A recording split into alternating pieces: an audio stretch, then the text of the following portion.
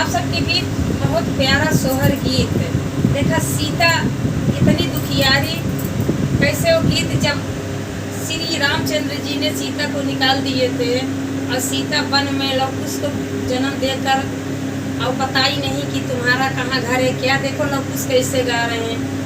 सीता बैठी बिरिछवा के छैया होरिला दुई नौ गोदिलिए ओ सीता बैठी बिरिछवा के छैया हो गोदिया होरिला लिए ओ सीता बैठी बिरिछवा के छैया होरिला दुई नौ गोदिली है ओ रामाया जुति सरहु पैवास पिया का सुधी सालाई पिया का सुधी सालाई हो रामाया ज्योति सरहु पैवास पिया के सुधी सालाई पिया के सुधी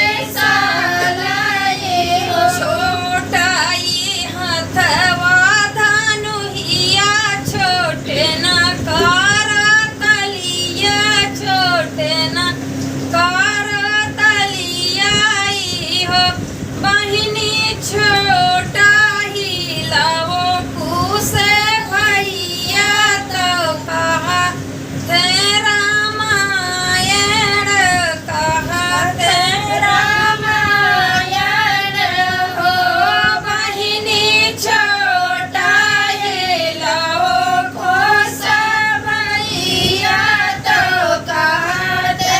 रामायण तो कहते रामायण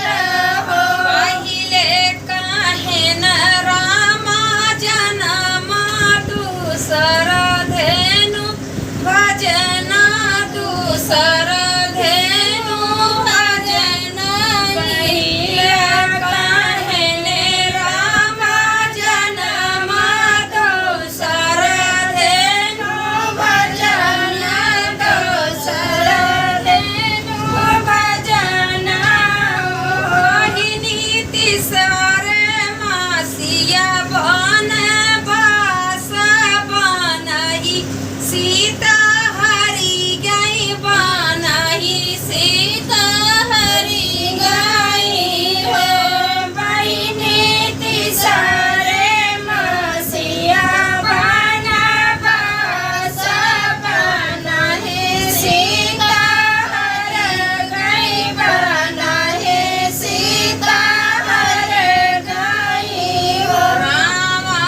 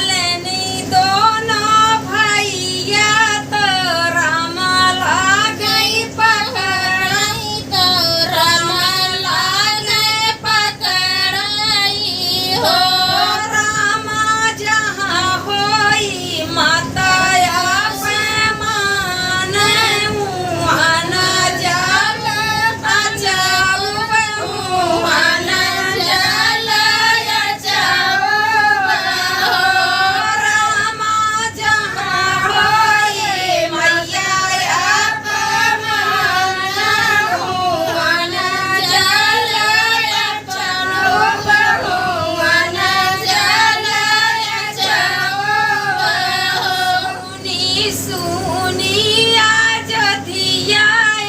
जोधिया के बासिया जोधिया